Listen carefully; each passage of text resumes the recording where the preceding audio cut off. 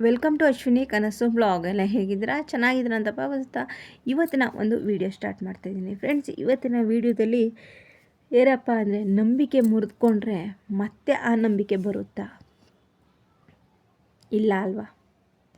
ಯಾವುದೇ ಮನುಷ್ಯ ಆಗಲಿ, ಈಗ ಅಂದರೆ ಒಬ್ಬ ಸ್ನೇಹಿತನ ಮಧ್ಯ ಆಗಲಿ, ಒಂದು ತಂದೆ ತಾಯಿ ಮಧ್ಯದಲ್ಲಿ, ಗಂಡ ಹೆಂಡತಿ ಮಧ್ಯದಲ್ಲೇ ಆಗಲಿ, ಒಂದು ರಿಲೇಟಿವ್ ಅನ್ನೋ ಒಂದು ಸಂಬಂಧದಲ್ಲಿ, ಸಂಬಂಧಿಕರೇ ಆಗಿರ್ಬೋದು, ನಂಬಿಕೆ ಅನ್ನೋದು ಒಂದೇ ಸಲ ಬರೋದು. ಆ ನಂಬಿಕೆ ಮುರಿದು ಬಿದ್ದೋಗ್ಬಿಟ್ರೆ ಖಂಡಿತ ಆ ನಂಬಿಕೆ ನಮಗೆ ರಿಟರ್ನ್ ಬರಲ್ಲ. ಯಾಕೆ ಅಂದರೆ, ಒಂದು ಫ್ರೆಂಡನ್ನ ನಂಬಿಕೆ ಇಟ್ಟಿರ್ತಾರೆ. ಆ ಫ್ರೆಂಡ್ ಆ ನಂಬಿಕೆಗೆ ಮೋಸ ಮಾಡ್ತಾನೆ. ಯಾರ್ದೋ ಮಾತು ಕೇಳಿಕೊಂಡು ಆ ಫ್ರೆಂಡ್ಶಿಪ್ಗೆ, ಆ ಒಂದು ಇದಕ್ಕೆ ಮೋಸ ಮಾಡ್ತಾನೆ. ಹಾಗೆ ತಂದೆ ತಾಯಿಗಳು ಮಕ್ಕಳ ಮೇಲೆ ನಂಬಿಕೆ ಇಟ್ಟಿರ್ತಾರೆ. ಆ ಮಕ್ಕಳು ಹೇಗೆ ಉಳಿಸ್ಕೋತಾರೆ ನಂಬಿಕೆನೆ? ಯಾಕಂದರೆ ತಂದೆ ತಾಯಿಗಳ ಒಂದು ಆಸ್ತಿನೇ ಮಕ್ಕಳಾಗಿರ್ತಾರೆ. ಆ ಮಕ್ಕಳು ತಂದೆ ತಾಯಿ ಮೇಲೆ ಇರೋವಂಥ ನಂಬಿಕೆಗಳನ್ನ ಸುಳ್ಳು ಮಾಡಿಬಿಡ್ತಾರೆ. ಯಾಕೆಂದರೆ ಮಕ್ಕಳು ತಂದೆ ತಾಯಿಗಳು ಪ್ರತಿಯೊಂದು ವಿಷಯದಲ್ಲೂ ಮಕ್ಕಳ ಮೇಲೆ ನಂಬಿಕೆ ಇಟ್ಟಿರ್ತಾರೆ. ನಾನಿಲ್ಲ ಅಂದ್ರೂ ನನ್ನ ಒಂದು ಮುಂದಿನ ಭವಿಷ್ಯ ನನ್ನ ಮಕ್ಕಳಾಗಿರ್ತಾರೆ ಅನ್ನೋದು ಎಷ್ಟೋ ಕನಸುಗಳನ್ನ ಕಂಡಿರ್ತಾರೆ ತಂದೆ ತಾಯಿಗಳು. ಆ ನಂಬಿಕೆನ ಒಡೆದು ಬಿಡ್ತಾರೆ. ಹಾಗೆ ಗಂಡ ಹೆಂಡತಿ ಮಧ್ಯ ನಂಬಿಕೆನೇ, ಒಬ್ಬರನ್ನೊಬ್ಬರು ನಂಬಿಕೆನೇ ಜೀವನ ಇರುತ್ತೆ. ಅದರಲ್ಲಿ ಗಂಡನೇ ನಂಬಿಕೆ ಕಳೀಲಿ, ಹೆಂಡತಿನೇ ನಂಬಿಕೆ ಕಳೀಲಿ, ಆ ಒಂದು ಪ್ರೀತಿ ಮೊದಲನೇ ಥರ ಇರಲ್ಲ.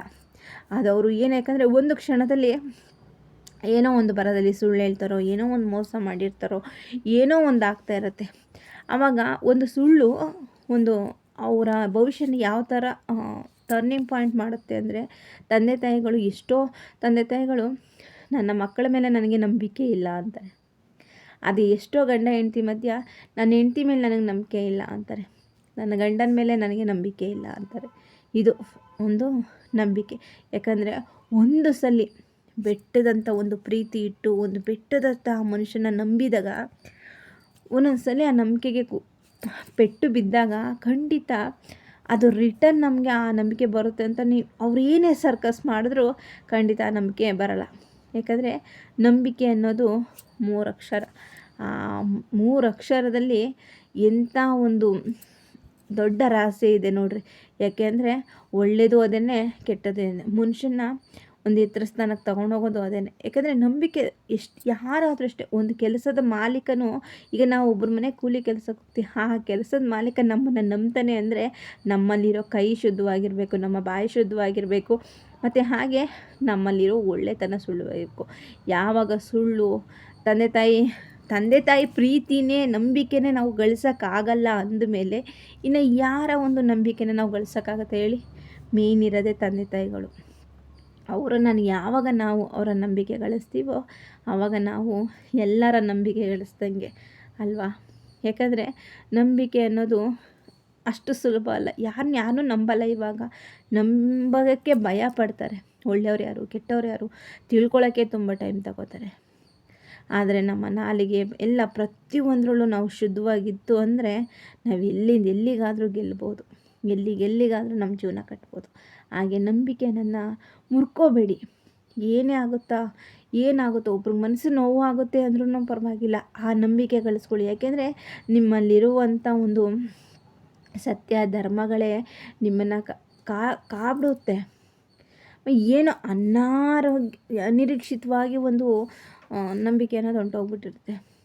ಆ ನಂಬಿಕೆನ ಮತ್ತೆ ಹೇಗೆ ಗಳಿಸ್ಕೊಳ್ಳೋದು ಅನ್ನೋದನ್ನು ನೋಡಬೇಕೇ ಹೊರತು ಅದನ್ನು ಉದಾಸೀನ ಮಾಡಬಾರ್ದು. ಒಂದ್ಸಲ ನಂಬಿಕೆ ಕೆಟ್ಟೋಯ್ತು ಅಂದರೆ ನೀವೇನೇ ಮಾಡಿ ಆ ನಂಬಿಕೆ ಯಾರಲ್ಲೂ ಬರಲ್ಲ. ಯಾಕಂದರೆ ನಂಬಿಕೆ ಅನ್ನೋದೇ ಸಂಬಂಧಗಳ ಮೇಲೆ ನಿಂತಿರೋದು.